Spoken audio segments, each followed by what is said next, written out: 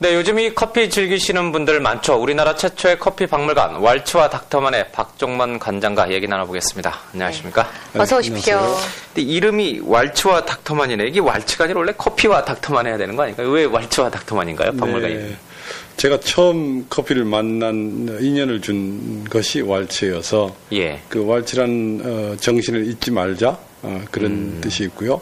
또 제 이름 끝자 만자에 커피 닥터가 되겠다라는 그런 마음이었습니다. 원래 근데 이름에 이렇게 커피라는 말을 좀 집어넣어야 되는데 그건 전혀 고려를 안 하시고 오히려 왈츠를 넣으셨네요. 네.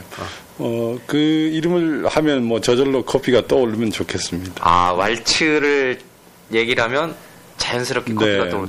그것도 쉽게 연계가 되질 않아요.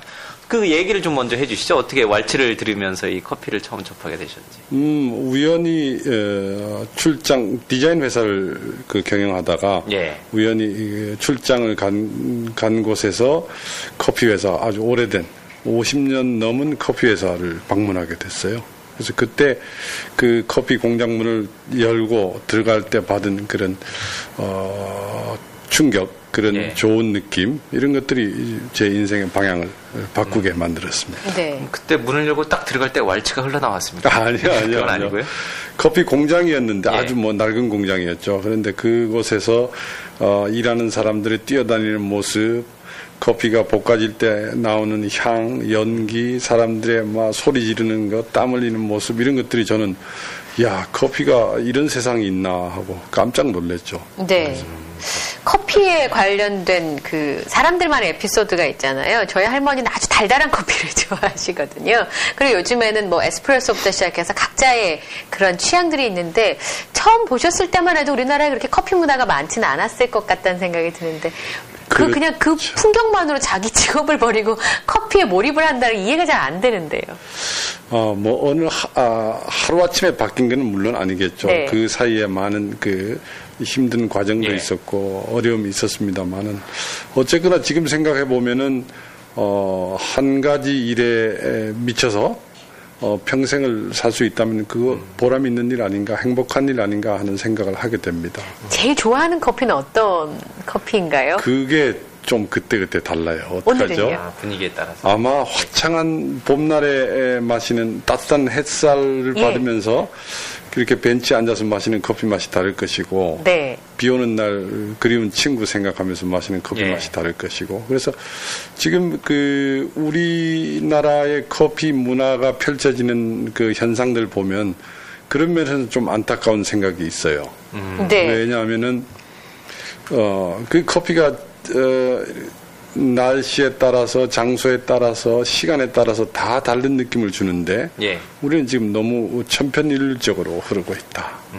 또 커피 마시는 시간, 그 짧은 시간만큼이라도 마음의 여유를 가지고 좀 편안한 시간을 가져야 되는데 우리는 대부분 다 일하러 가면서 커피잔을 들고 다니죠. 지금 잠 깨려고 마시잖아요. 일하려고. 그래서 조금 그 커피가 가지고 있는 다양한 모습들, 또 커피가 주는 많은 좋은 느낌들, 이런 것들을 감상할 수 있는 마음의 여유를 좀 찾았으면 합니다. 그러니까 커피를 즐기면서 그냥 마시는 게 아니라 커피가 주는 그 시간의 어떤 여유로움을 즐기자, 그런 뜻이죠. 그렇습니다. 그러면 우리 관장님은 하루에 커피 몇 잔이나 드시나요? 네. 저는 커피 처음 배울 때는 한 30잔 정도 마셨어요. 하루에요? 네. 그래서 그때 밤에 이 커피를 공부하면서 이렇게 마시면은 새벽에 동틀 때쯤이면 이렇게 막 손이 떨릴 때가 있어요. 30잔씩. 화장실도 너무 자주 가시지 않나요? 커피를 30잔쯤 드시면? 이 카페인 중독인가요? 여기 네, 그렇죠. 틀림없이 카페인 중독이죠. 그런 어떤 몸에 이상 신호가 올 때까지 그렇게 커피를 꼭 먹어야 되는 건가요? 마셔야 되는 건가요? 그때는 한참 커피 공부를 할 때니까 막 그렇게 하지 않으면은 정말 잘못된다라는 그런 마음도 있었고 지금은 보통 6, 7잔 하루에. 네, 그 정도. 뭐 의학적으로 여러 가지 얘기가 나오고 있습니다만 뭐 하루에 한 잔 정도 커피 마시는 건 참 건강에 좋다 이런 얘기 하시는 분들도 있고 또 몇 잔 이상이면 몸에 해롭다 이러는데 지금 관장님 하루에 한 6잔 정도 드시는데 그거는 몸에 해로운 수준은 아닌가요? 아마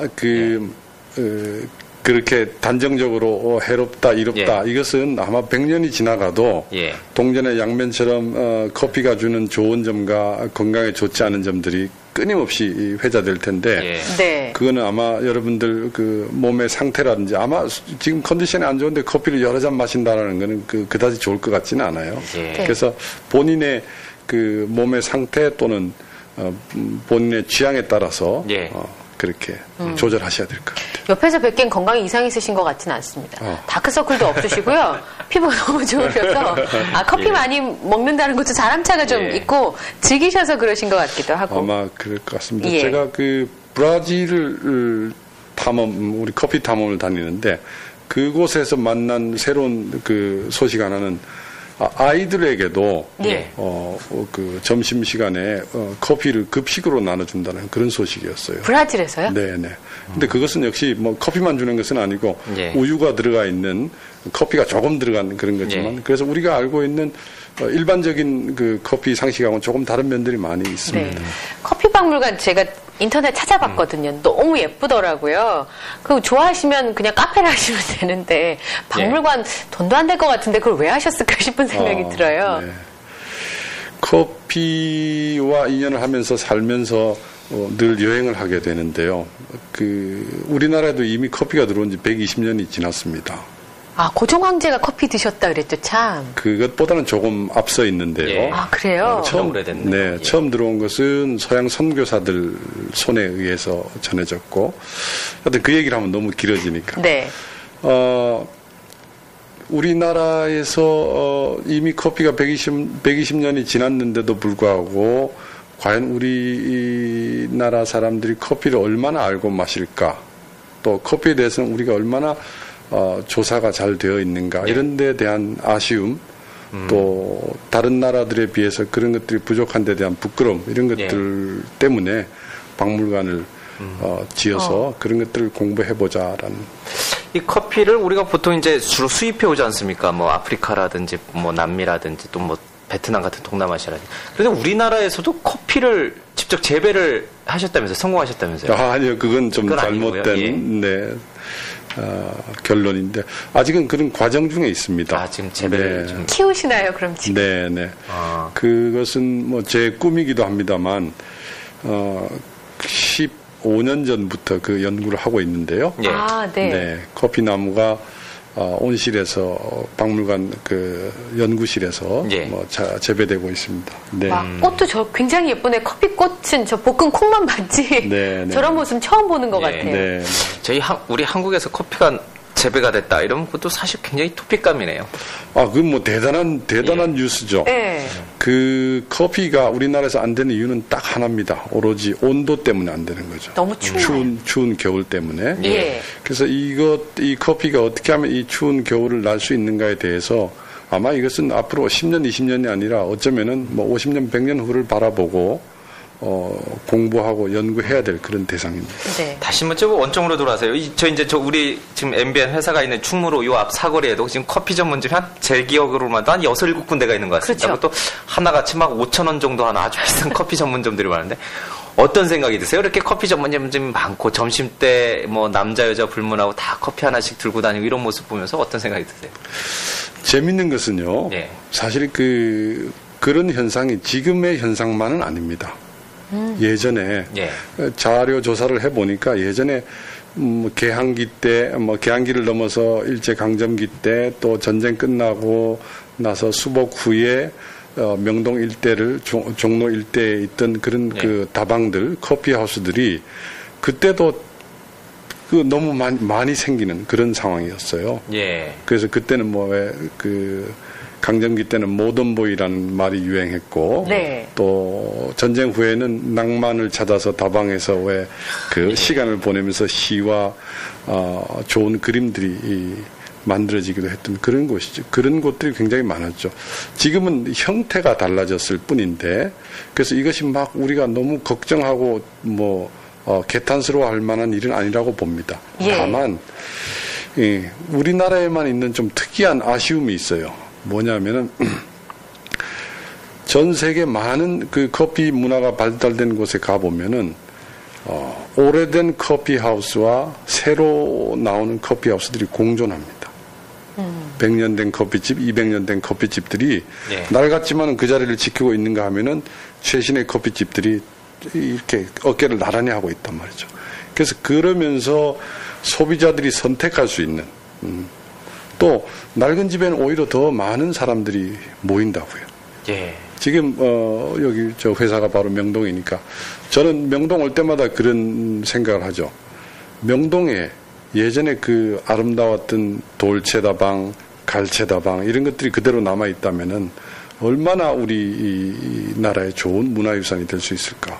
우리는 대단한 그 큰 경복궁이니 남대문이니 하는 그런 문화재만 혹시 역사로 생각하는 것은 아닌가. 예. 우리 일상에 가까운 그런 것들 아름답게 볼 수 있는 그런 마음가짐이 있으면 좋겠다. 네. 그래서 옛날 다방하고 좀 새로운 예. 그런 그 에스프레소 바들하고 좀 경쟁도 하고 이랬으면 좋겠어요. 네. 그러니까 다방이 없어진 건 좀 아쉬워하는 그 좀 분들이 많으신 것 같아요. 나이 드신 분들. 네. 예. 제가 커피박물관 그림을 보니까 제 키보다 이렇게 커피를 내리는 기계인데 그런 것도 있고 저는 헤이즐넛 커피 한창 유행했던 때가 있었는데 그게 이렇게 열매가 따로 있어서 향을 첨가하는 건지 몰랐어요. 커피 종이 그런 거 있는 줄 알았는데 아주 새로운 걸 많이 보게 되더라고요. 커피박물관에 오시면 이런 걸 볼 수 있다 소개를 좀 해주시면 좋겠어요. 네.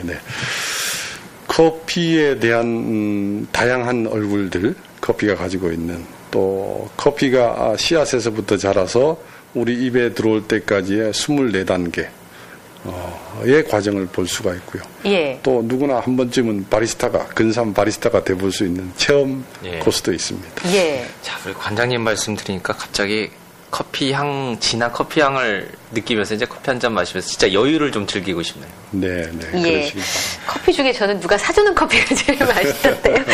지금까지 왈츠와 닥터만의 박종환 과장과 함께 우리나라 커피 역사가 120년이나 됐다고 예. 했는데요. 그 얘기를 좀 나눠봤습니다. 오늘 고맙습니다. 고맙습니다. 네, 감사합니다.